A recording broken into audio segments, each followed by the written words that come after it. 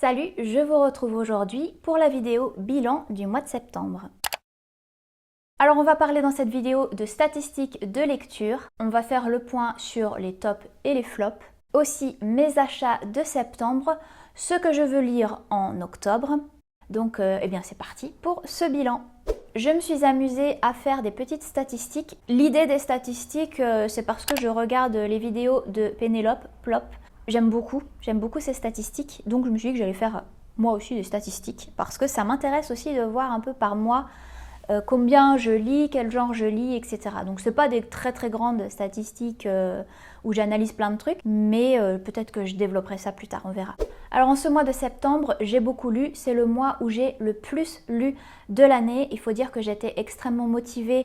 Déjà c'est vrai que je pense que la chaîne me motive à beaucoup plus lire. J'avais plein d'idées aussi de vidéos, donc vous allez voir pourquoi ça a influencé mes lectures. Pour en revenir à ce que je voulais vous dire, j'ai lu 12 livres en septembre.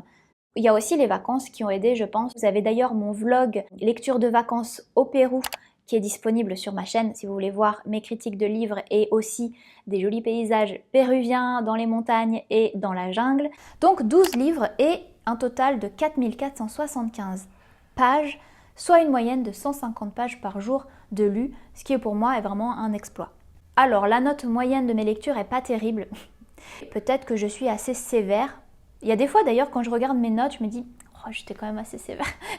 Mais bon, écoutez, c'est le feeling que j'ai quand je note un livre, donc voilà. Ma note moyenne de ce mois-ci est de 3,60 sur 5.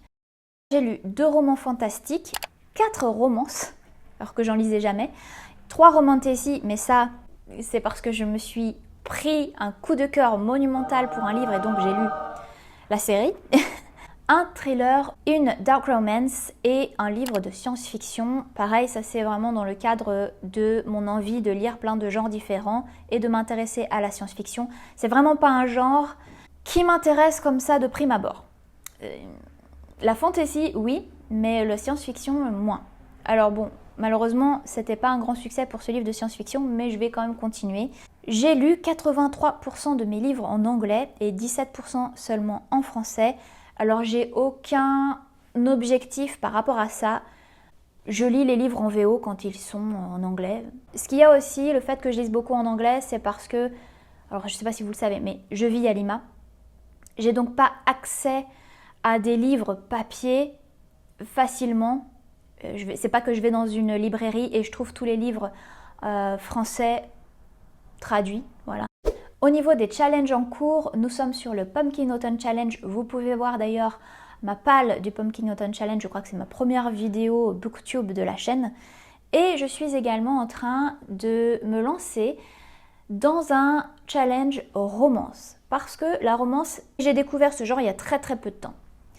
Avec Ali Hazelwood, The Love Hypothesis. Et j'ai beaucoup aimé, ça m'a fait énormément rire, ça m'a fait marrer. Par rapport à ça, je me suis dit, tiens, je vais me faire un challenge romance où je vais lire des sous-genres bien particuliers de la romance. Cette vidéo, elle va sortir bientôt. Il me reste un livre à lire prévu dans le cadre de cette vidéo.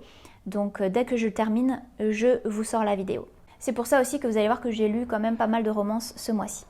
Alors au niveau des livres lus en septembre, j'ai commencé par The Dead Romantics parce que c'était je crois une lecture du Pumpkin Autumn Challenge d'Ashley Poston. J'ai bien aimé cette lecture, je crois que je lui ai mis 3,75. Je vais d'ailleurs faire une vidéo à moitié bilan du Pumpkin Autumn Challenge. Pareil pour Du thé pour les fantômes, c'est une lecture Pumpkin Autumn Challenge. Pareil pour Bride. Born Darkly, c'est une vidéo spéciale pour ma vidéo romance. J'ai beaucoup de choses à dire sur ce livre. Le serpent et le descendant de la nuit, c'est mon coup de cœur sidéral de l'année. Oh, j'ai adoré ce livre, c'est une romantasy mais avec vraiment une fantasy très puissante, un world building excellent. Je suis tombée complètement par hasard sur ce livre, même si apparemment il avait eu beaucoup de succès, mais moi je suis passée complètement à côté parce que c'est pas le genre que je lisais, donc je me suis pas occupée. Et j'ai adoré. Et du coup, dans la foulée, j'ai lu Six Scorched Roses, pas facile à dire. Il n'est pas traduit en français, c'est la novella qui vient dans le monde des couronnes de Nyaxia. Et dans ces duologies, on va suivre différentes maisons de vampires. La première, c'était donc les Nightborn, The House of Night. Je crois qu'est déjà sorti le 3e livre qui suit donc un autre couple et je crois que c'est les Shadowborn et ensuite on va avoir les Bloodborn, donc qui est la 3e maison de vampires de cette série des couronnes de Nyaxia. Je ne sais pas si j'ai été très claire.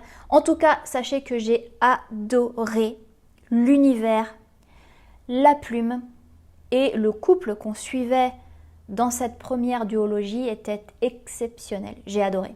Du coup, voilà, c'était pas du tout prévu dans ma palle, mais j'ai lu les 3 bouquins. Je vous en reparlerai dans une vidéo parce que ça mérite une vidéo. Ensuite, j'ai lu Divine Rivalité. Vous voyez, j'ai toujours fait mon Pumpkin Autumn Challenge, ça faisait partie de ma palle, donc j'ai quand même bien suivi mon objectif. 6 Stories, c'est 6 versions de Matt Wesolowski. C'est un thriller que je voulais lire pendant les vacances.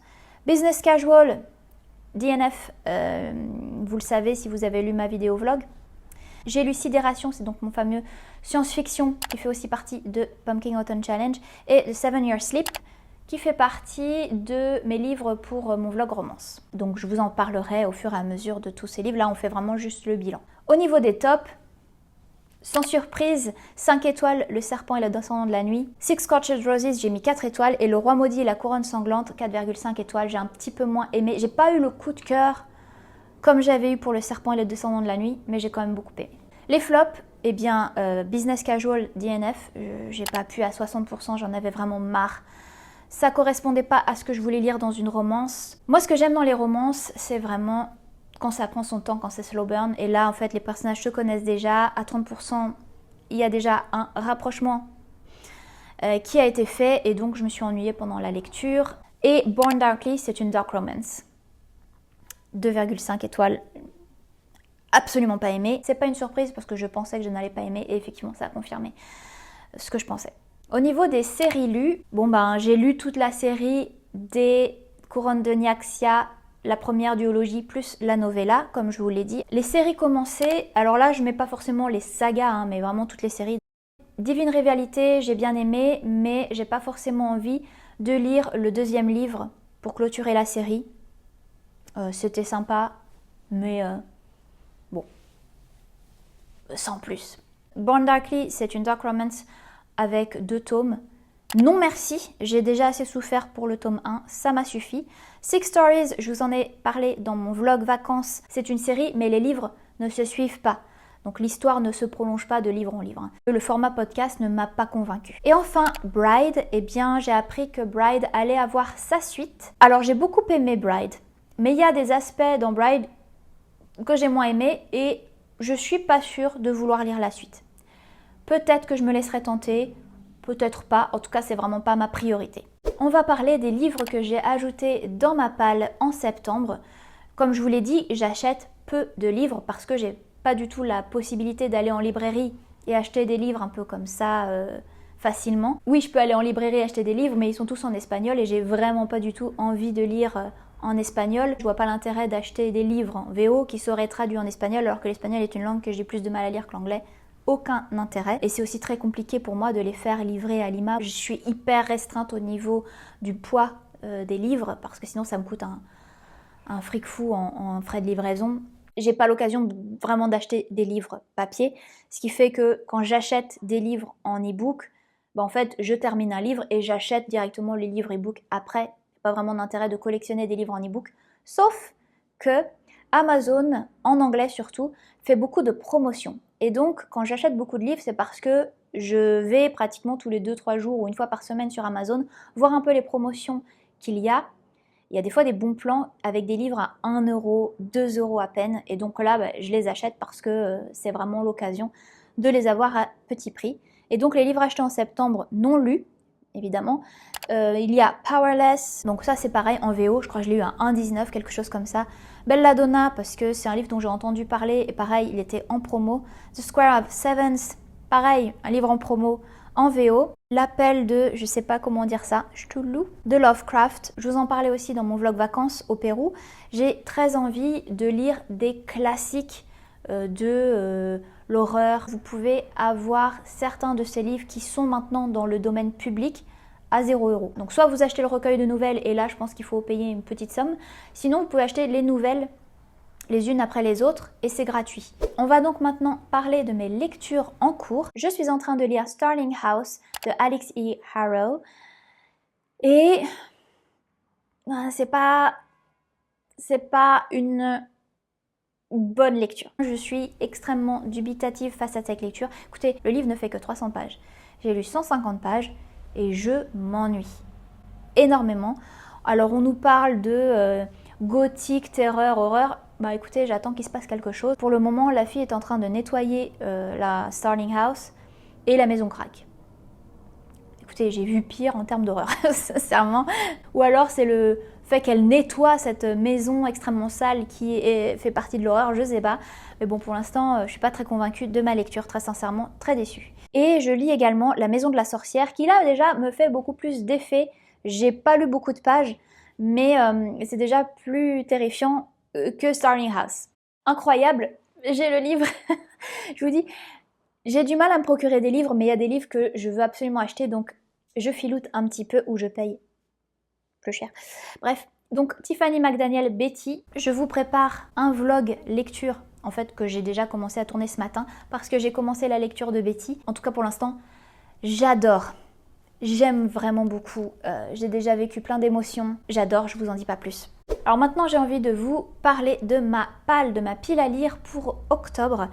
J'ai mis dans cette pile à lire que 6 livres parce que je me laisse le choix de choisir d'autres lectures. Une de mes priorités, c'est A Sorceress Comes to Call de T. Kingfisher.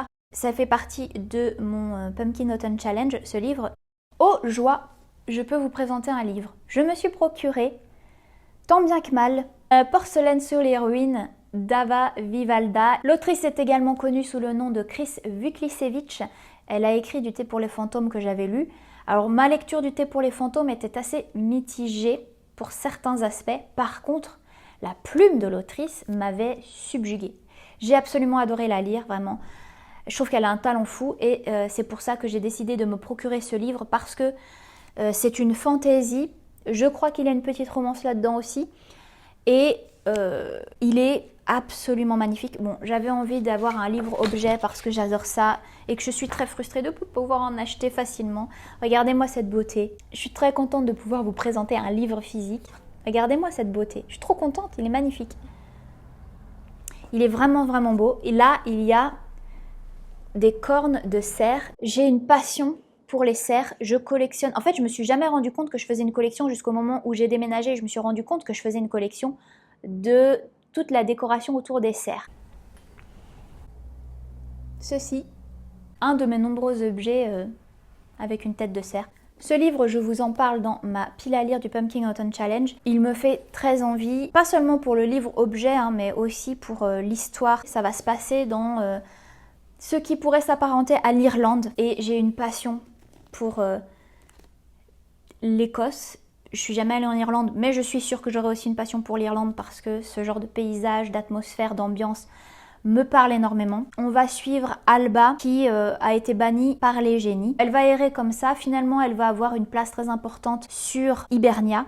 C'est un archipel qui a pas mal de ressources. L'archipel voisin va commencer à jalouser les ressources qu'il y a sur Hibernia et va donc envoyer un émissaire qui s'appelle Lithan Alcor, qui est aussi détestable que séduisant et qui va essayer de comprendre quel est le secret de la richesse de ce petit archipel pour les voler. J'en sais pas plus puisque je ne l'ai pas encore lu. C'est une lecture que j'ai très envie de faire au mois d'octobre, voire novembre. Donc ça, c'est une de mes lectures prévues. Belladonna, donc comme je vous le disais, c'est un livre que j'ai eu très peu cher sur Amazon Kindle. Donc j'ai très envie de le lire parce que j'en ai entendu beaucoup parler. Powerless aussi, c'est un livre dont j'ai entendu beaucoup parler, qui, il me semble, va être disponible en VF très bientôt. Et The Spell Shop, pareil, qui n'a pas entendu parler de The Spell Shop. J'ai très envie de me retrouver dans une ambiance très automnale. Ce livre fait beaucoup partie des recommandations d'automne, même si ici, eh bien, c'est le printemps à Lima et on commence à revoir le soleil et le ciel. Je tourne cette vidéo en face d'un immense ciel bleu.